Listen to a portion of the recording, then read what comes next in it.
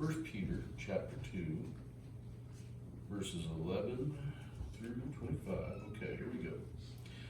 Living godly lives in a pagan society.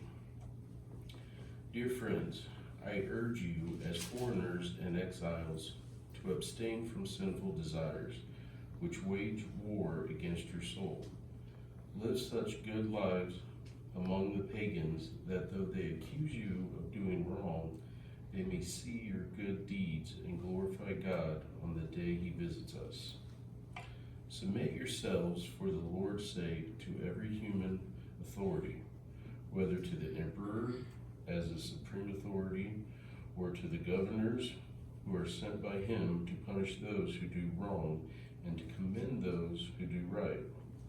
For it is God's will that by doing good you should silence the ignorant talk of the foolish people.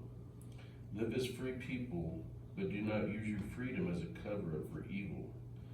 Live as God's slaves. Show proper respect to everyone. Love the family of believers. Fear God. Honor the emperor. Slaves, in reverent fear of God, submit yourselves to your master, not only to those who are good and considerate, but also to those who are harsh.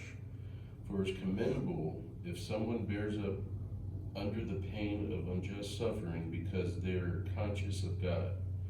But how is it to your credit if you receive a beating for doing wrong and endure it? But if you suffer for doing good and you endure it, this is commendable before God. To this you were called, because Christ suffered for you, leaving you an example that you should follow in his steps. He committed no sin, and no deceit was found in his mouth. When they hurled their insults at him, he did not retaliate. When he suffered, he made no threats. Instead, he entrusted himself to him who judges justly. He himself bore our sins in his body on the cross so that we might die to sins and live for righteousness. By his wounds you have been healed.